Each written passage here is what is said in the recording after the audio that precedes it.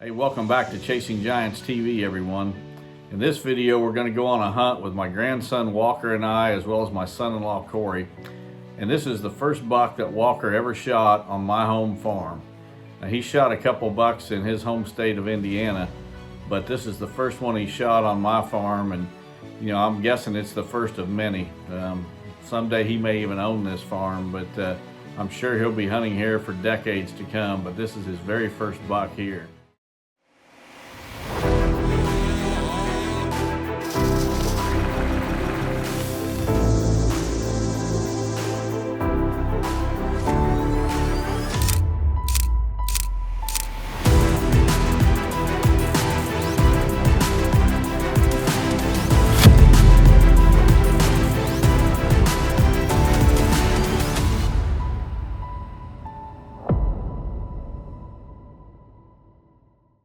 This hunt takes place last season, 2024, and in Illinois they have a 3-day youth season in October.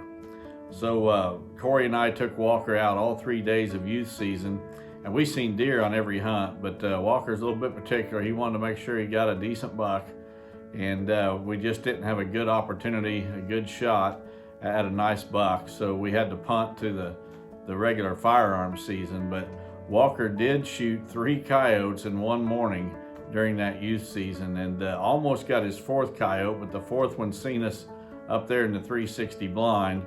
Otherwise, he would have had 4 of them, but pretty proud of him for shooting those 3 coyotes that one morning.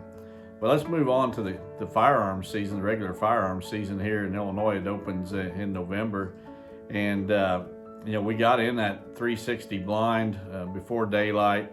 The wind was perfect for this blind, and I think this blind is probably one of the best stand locations or blind locations in all of North America, just to be honest about it. This is the blind where I shot Smokey back in 2017. It's the blind where I shot Babe back in 2023. Just been a lot of bucks shot here at this location over the years, and the wind was perfect that morning, so we got in that blind. And as soon as we got in and opened the windows, we had a real world soybean food plot out in front of us.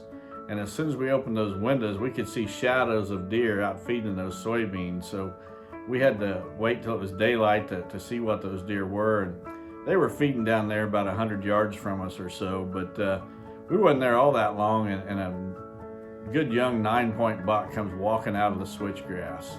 And I asked Walker if that was a buck he was interested in shooting, and he said he was. So the buck slowly made his way towards us, and I had to grunt to stop the buck before he went into the brush. But when I did, Walker made a good hit on him.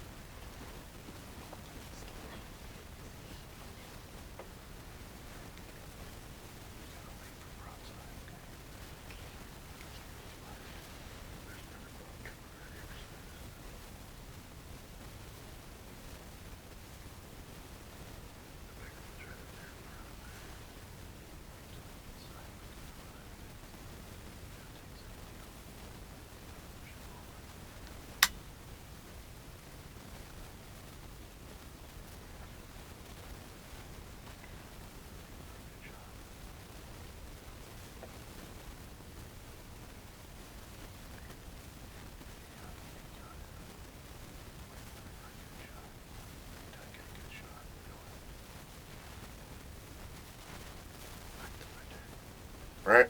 All right.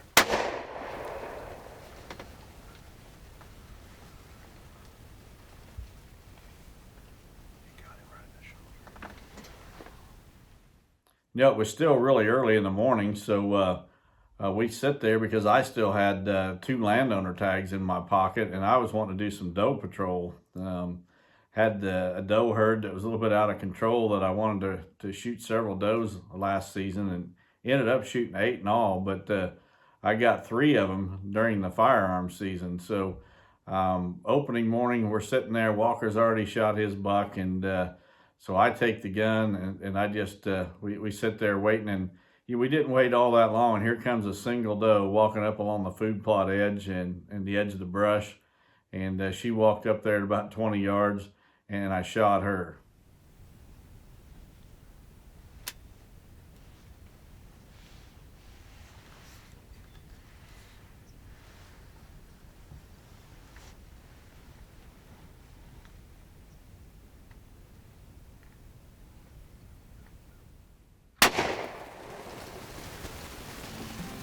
So at this point, we decided it's time to get down and recover our deer, and obviously I wanted for Walker to recover his deer first. So we got down and went into the brush where the deer had ran, and it took us a little bit, but we found some blood, and the deer only ran about 50 yards and piled up in the brush. So we went down and found his buck.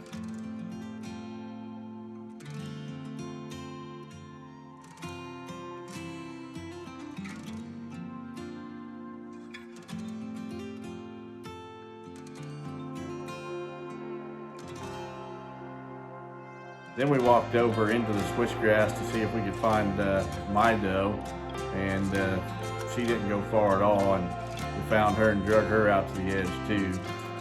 Then we headed to the house, and like I always do, I got the skid loader with the bucket on, and we headed back to recover our deer. We don't drag deer on this farm, at least very far. We use the skid loader, and we drive right to them when we can and just roll them into the bucket to haul them back home. Now, one thing I hope that you take away from this hunt is that, we don't always shoot giant bucks on this farm. Yeah, that's what we're trying to do. We're trying to grow the biggest bucks possible, but I'm also building a legacy here. I'm trying to teach my grandsons appreciation for nature, for white-tailed deer, habitat, how to best manage the farm for good habitat, and also for a well-managed deer herd. And I think that this hunt was a good first step for Walker. He's seen the benefit of all the habitat work we did with all the deer we've seen on all these hunts, really. I know when he hunts his home state of Indiana, he doesn't see near as many deer as he does here. And the great thing about it is Walker and his brother Wyatt are moving right down the road from me. My daughter and son-in-law are actually building a house no more than a mile down the road from us. So these boys are going to be spending a lot more time on this farm, and as they get older and are old enough to drive a tractor and help around the farm with various projects, I'm sure we're going to be doing a whole lot more together. But this hunt, Walker's first buck on the farm, very special to me, and I'm sure it's one that he's going to remember as well.